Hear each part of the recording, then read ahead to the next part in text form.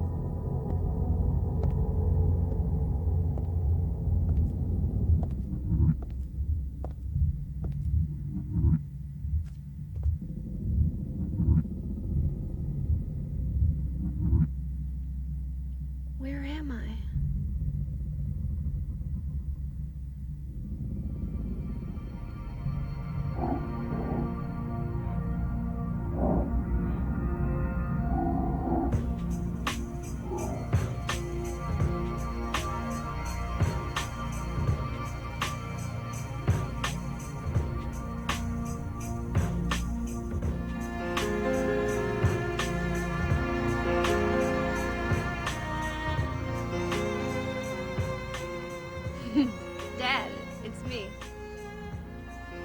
Yeah. Sorry I didn't call sooner. Yeah, I guess I was. Anyway, I'm coming home now. Oh, I didn't get that thing you asked me to. Okay. Okay, I will. I love you too, Dad.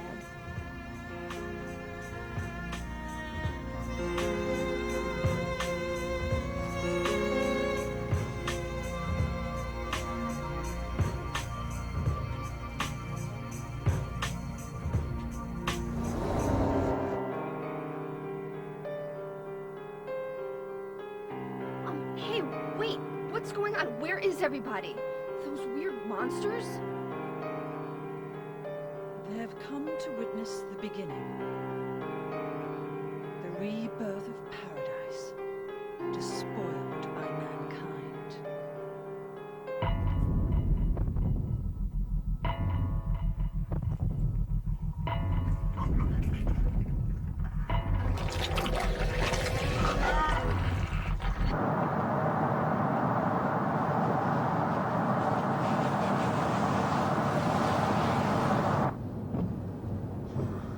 Started raining.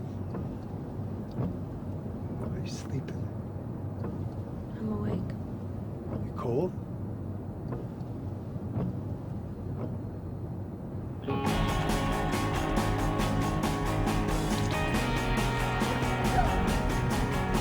Stay back!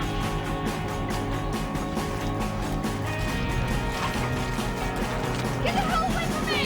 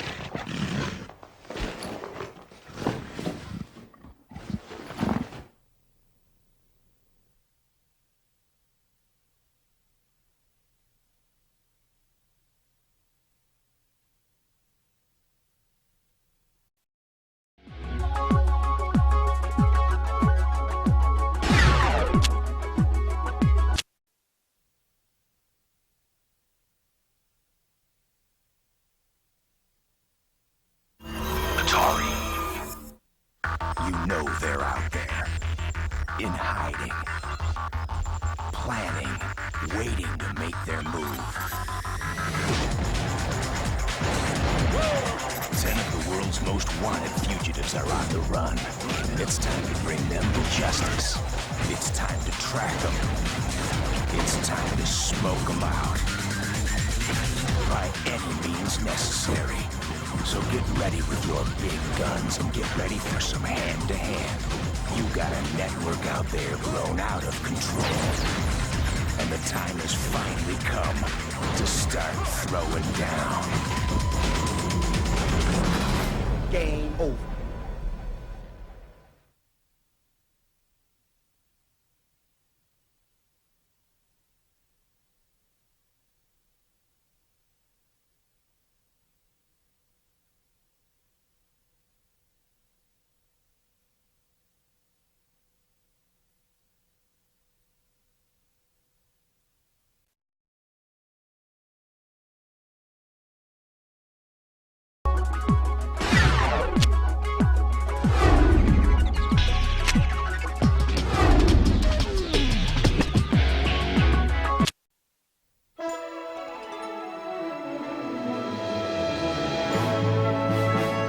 In March of 1999, Sony Online unleashed EverQuest on the PC, and the massive multiplayer online role-playing game was born. With the ability to support over 2,000 players per server, EverQuest became an immersive world of dungeons, towers, crypts, and evil abbeys. There, players could customize and build their characters and begin a quest in a massive fantasy world.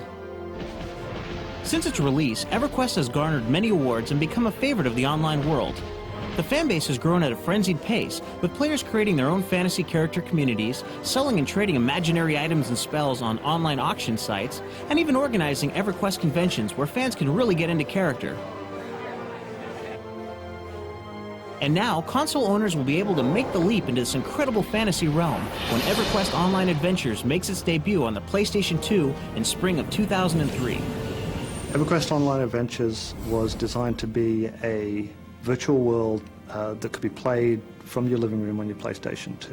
The core design philosophy behind it was that you could get in and out of it and have fun in 20 minutes or less. It's kind of like chess, where you can learn it in a few minutes, but to really get into it, it can take, years. The goal of the game is to just adventure with others. That's really what the game's all about, is to log on, find people that are like you, and to play the game. And the idea is that we create a space that really looks and feels and acts like a real world. And all of the people that you meet online could be from anywhere in the world, but you've all come to Norath to play the game. Up for some role-playing? Grab your copy of EQOA, throw it in your PlayStation 2 with a memory card, and get online with the network adapter. Then let the creative juices flow. Choose the race of your character. Do you want to be a dwarf or elf, gnome or troll? All the staples of fantasy fiction are there to suit your whimsy. Pick a race, customize and accessorize your creation, and you're ready to hit the cart paths of adventuring. You can play EverQuest Online Adventures in one of two ways, either as an individual or as a team member.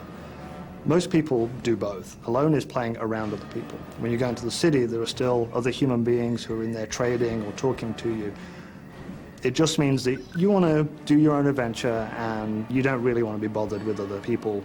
The other way to play is joining up in a group or a guild. This is the way that a lot of people find most rewarding. That way you get together with a group of friends and you go and adventure in a dangerous dungeon, for example, that you could never possibly do on your own.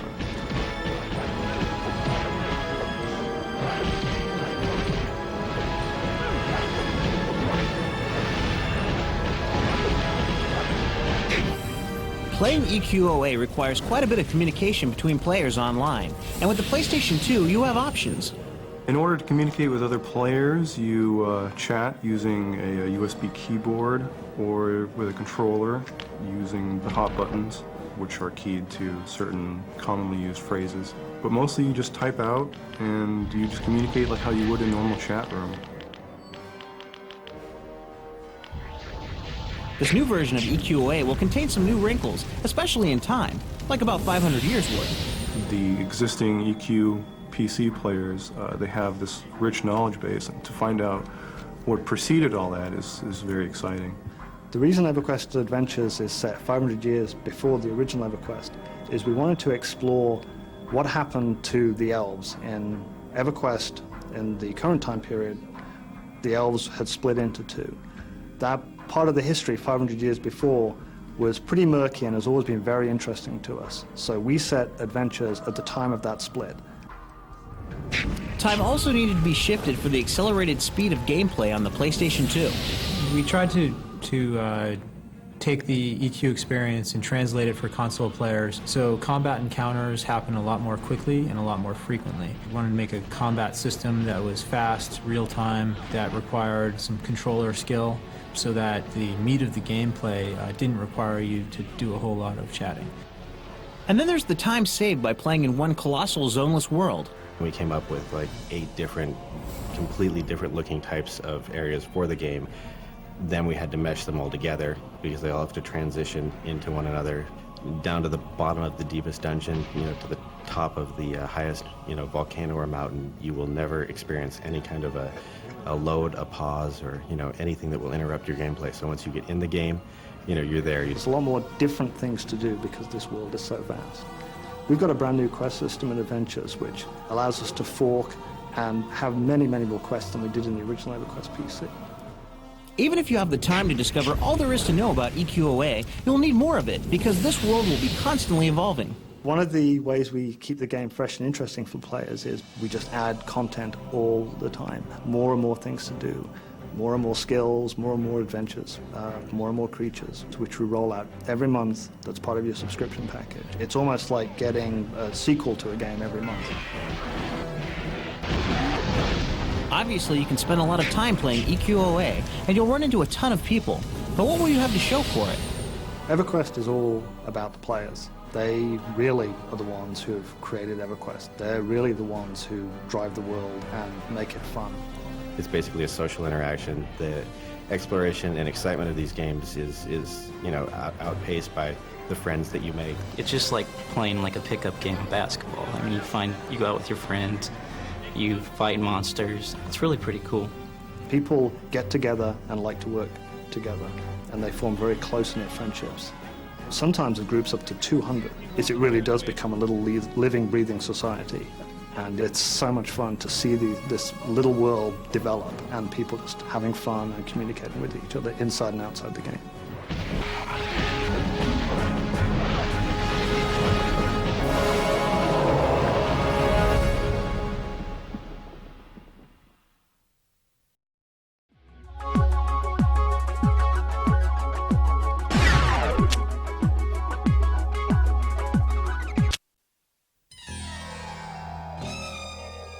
I remember when I was 11, that's the first time I watched Bruce Lee's movie. After that, a lot of movie company studio asked me, "Hey Jay, when you grow up, you want to become an action star or action actor?" I say, "Why not?"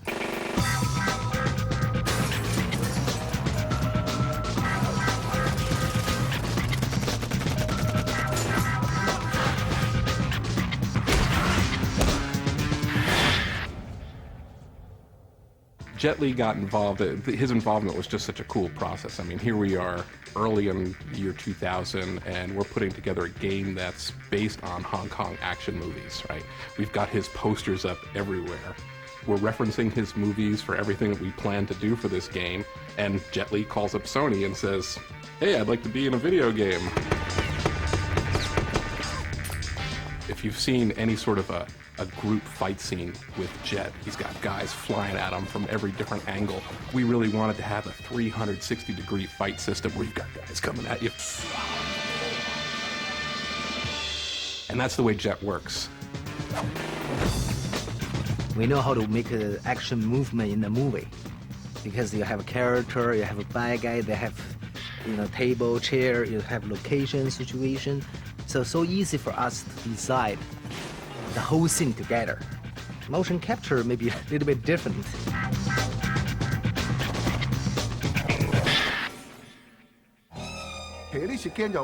Doing this game is pretty exciting. When I played a lot of games, all the actions were so simple. But for this project, we're using motion capture to give the characters more realistic motion. We were able to translate Jet's movements to give you a real feel for the action. The great thing for me personally is there's a lot of action that I couldn't put in a film due to the limitations of the camera that I am able to put into the game. So the happiest part of this for me is that the actions that I have only dreamt of before can be realized here.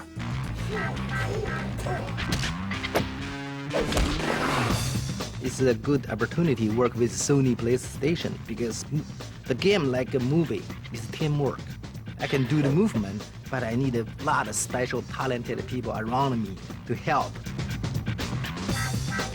All the things that we're allowed to do, that we're able to do on the PlayStation 2, really are going to make this game special.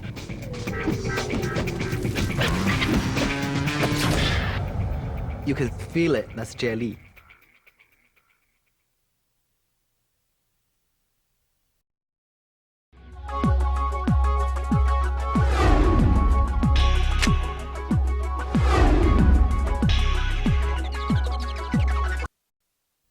Hi, my name is Sandra Mitchell, and I'm here to show you a cool move for Dr. Muto. On Planet Floatos, I'm going to show you how to get credit for completing objective Cut the Chains without actually completing it.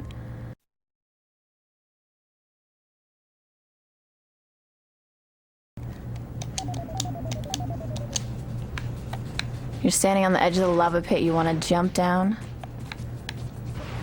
Go to the furthest rock out in the middle of the lava pit.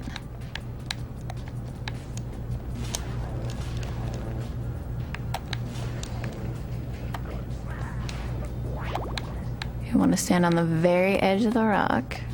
Turn around and face the ledge you want to jump up to. Morph into the spider. Then you want to aim your reticule at the biker guy, and as soon as it turns red, you want to let go of the X button.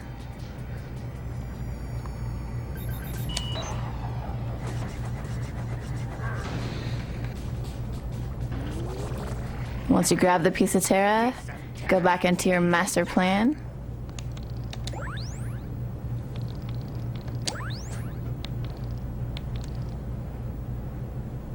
And it'll show that you've completed the objective, cut the chains, even though you haven't done it. Now, when you do this move, there's 3 things that you have to remember. When you jump into the lava, it's going to take life away, but it's not going to be enough to make you die. Once you get to the rock, you want to look to your left. There's going to be some enemies coming. You have to kill them off first, otherwise they'll kill you when you're trying to do this move. Then when you face the ledge, the targeting reticule is only going to turn red for a couple of seconds, so you have to make sure you time it well and do it fast. Good luck and have fun.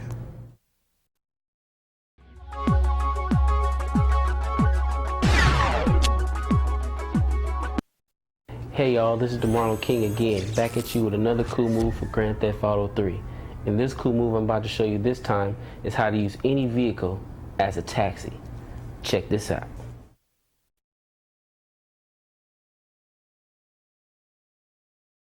Any island, doesn't matter. So you're gonna run up here. First job here is to find a taxi. Oh, there's one right there. Let's get him. All right, let me borrow this, sir. I'm trying to do a cool move here. All right, so now once you're in the taxi, press the R3 button and hold it. Exit the taxi while still holding the R3 button, but beware, your controls will be reversed, and so you'll have to try to figure out which way they go to get another vehicle. Hit the triangle button to get another vehicle. Once you're inside the new vehicle, release the R3 button, and boom. Taxi driver in a minivan. Okay. Man, did y'all just see that? I used another vehicle as a taxi. I don't believe it, but you saw it here first. I showed you. Now, it's on you.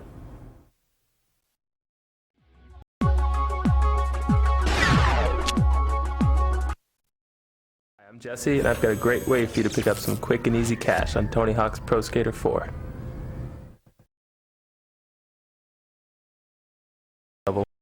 And find the garbage truck over here on the right. Spine transfer in and out of it, and you'll see a timer start in the top of the screen. You get 40 seconds for the garbage day mode, and by spine transferring in and out of the trucks, you can collect lots of money, which in turn will help you buy lots of cheats and new clothing options. The money is limited, so make sure you use it only when you need it. So there you go. Quick and easy way to pick up some cash in Tony Hawk's Pro Skater 4. Now you try.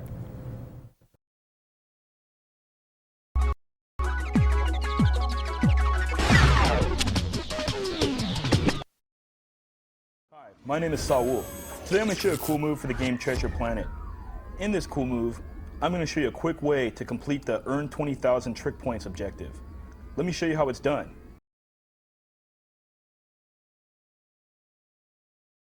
And locate the trick icon. Grab that to start the objective, and instead of going along the rest of the track doing tricks, you can do all your tricks right here. All you gotta do is go off these canyon walls.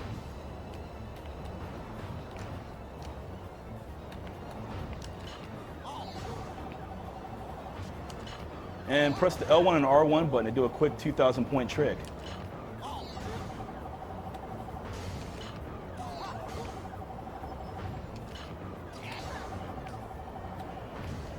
As you can see, I'm just racking up the points here.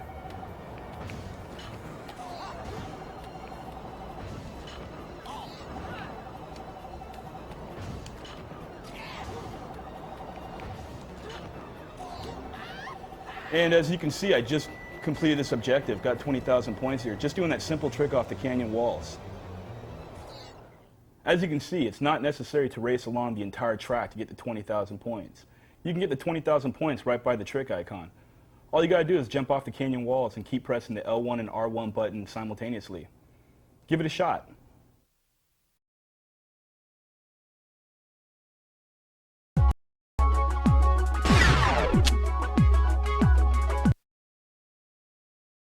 Hi, my name is Saul, and today I'm going to show you a cool move for the game Treasure Planet. In this cool move, I'm going to show you how to complete the objective Explore the Engines in the Arcturian Trader level. Let me show you how it's done. From the Face Mr. Hands beacon, go down this corridor right here and go past Silver. Step on the pink item pad, press the X button, and equip the glider. Glide all the way down the hallway. And you want to take this path outside right here. Wait for the thrust to die down and continue forward along the path.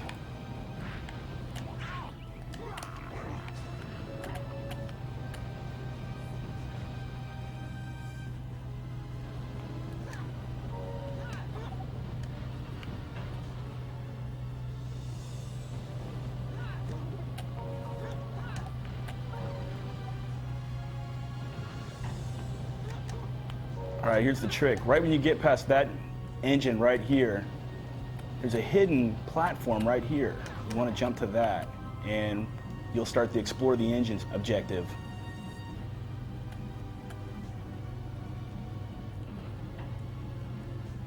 Wait for this platform to lower, and then jump to it. Now from here, what you want to do is wait.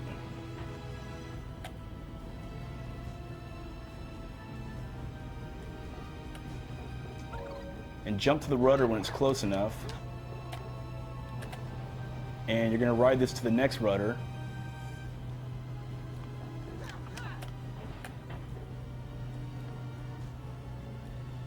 And wait for the last platform right here.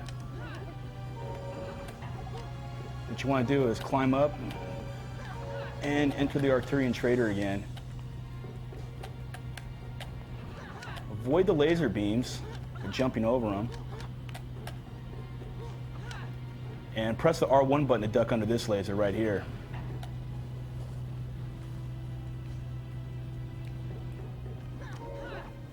Continue down to the end of the hallway, and at the end here will be the beacon. The key to starting and completing this objective is to locate that small floating platform outside the Arcturian Trader. Just do exactly what I did, and that'll take you all the way to the beacon. Good luck and have fun.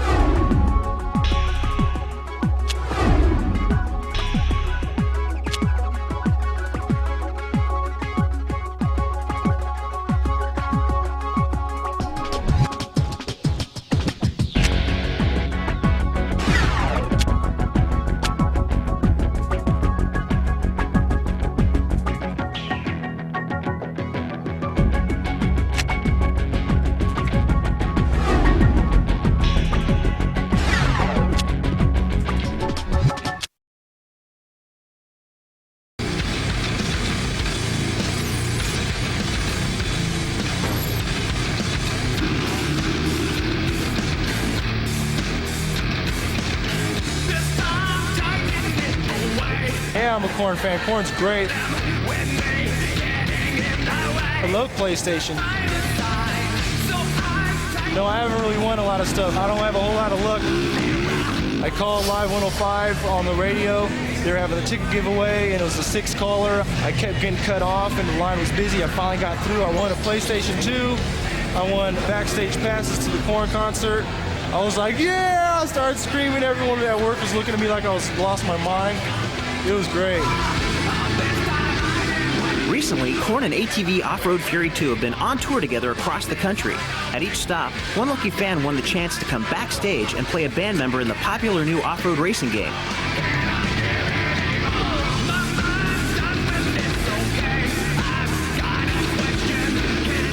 I got to go play the video games with Jonathan Davis and compete against him. It was a blast. The members of KoRn like the game and have contributed one of their new songs, Here to Stay, to the soundtrack.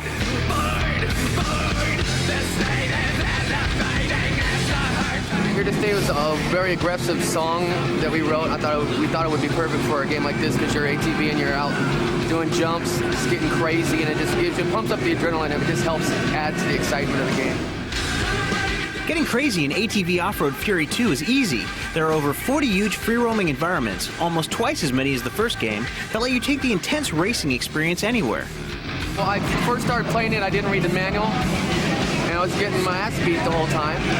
So this time I read the manual, learned the tricks of jumping, how to get more air, how to do all that stuff, the tricks, and it does help. My driving style, I just go for it. It was fun. I was keeping up with him for a while, and then I took the lead a couple times. I played dirty, I'd knock people off their bikes. And I crashed, and then he just took the lead from there. I'm the champion out of everybody so far, so I guess I'm the best.